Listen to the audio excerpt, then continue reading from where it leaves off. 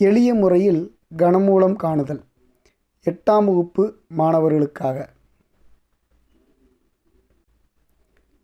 எடுத்துக்காட்டாக 5832 கனமூலத்தை காணுவோம்.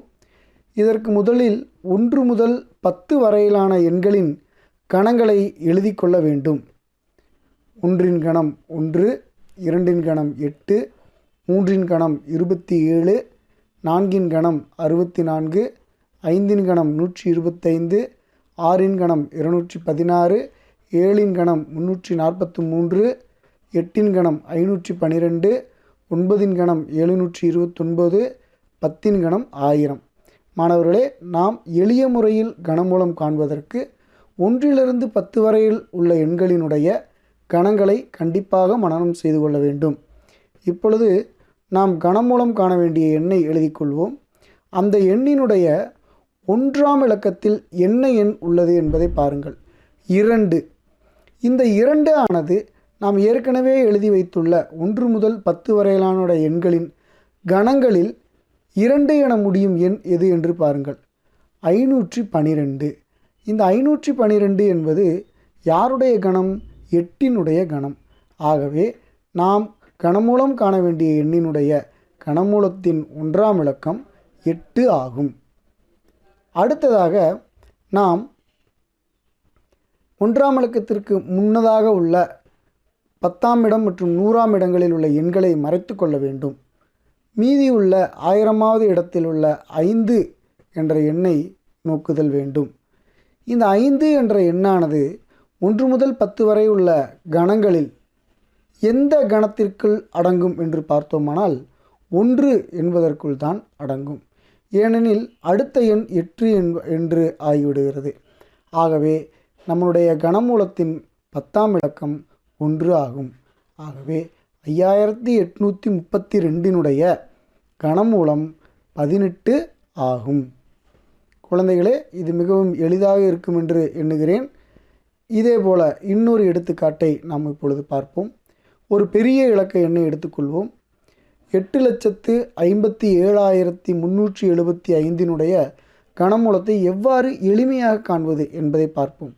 இதனை நாம் பகாக்காரணி முறையிலோ அல்லது வேறு ஏதேனும் முறையிலோ நாம் காணும் பொழுது மிகுந்த நேரமும் கடின உழைப்பும் தேவைப்படும். ஆனால் இந்த முறையில் நாம் மிகவும் எளிதாக செய்ய முடியும் என்பது சாத்தியம். போட்டித் தேர்வுகளுக்கும் மற்றும் இதர பல தேர்வுகளுக்கும் இந்த முறையானது எளிமையாக இருக்கும். ஆனால் நம்மளுடைய வகுப்பு தேர்வுகளுக்கு நாம் முறைப்படி வழிகளை மூலமாகத்தான் கண்டறிய வேண்டும். இதனை நாம் உங்களுக்காக ஆயத்தப்படுத்துவதற்கு பயன்படுத்துகிறேன்.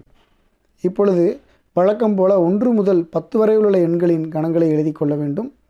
1 கணம், 2 கணம், 3 கணம், 4 கணம், 5 கணம், 6 கணம், 7 கணம், 8 கணம், 9 கணம், 10 கணம்.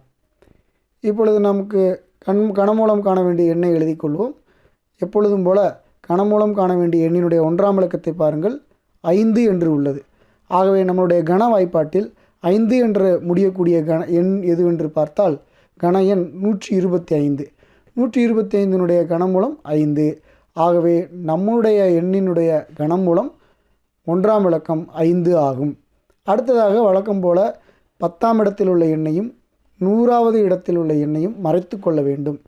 மீதி உள்ள எண்கள் அனைத்தையும் ஒன்றாகத்தான் பார்க்க வேண்டும். 857. இந்த 857 என்ற எண்ணானது கனமூல வாய்ப்பாட்டில் எந்த இடத்தில் அமைகிறது என்று பார்த்தோமானால் 729 என்ற எண்ணுக்குள் அடங்கும். ஏனெனில் அதற்கு அடுத்த எண் 1000 என்று ஆகிவிடுகிறது. எப்பொழுதும் நமக்கு கனமூலம் காண வேண்டிய எண்ணானது அந்த குறிப்பிட்ட எண்ணை விட குறைவாக இருக்க வேண்டும், அதிகமாக செல்லக்கூடாது. ஆகவே 729 கனமூலம் 9. நாம் கனமூலம் காண வேண்டிய எண்ணினுடைய 10ஆம் இலக்கம் 9 ஆகும். ஆகவே குழந்தைகளே, 8,57,375 கனமூலம் 95 ஆகும்.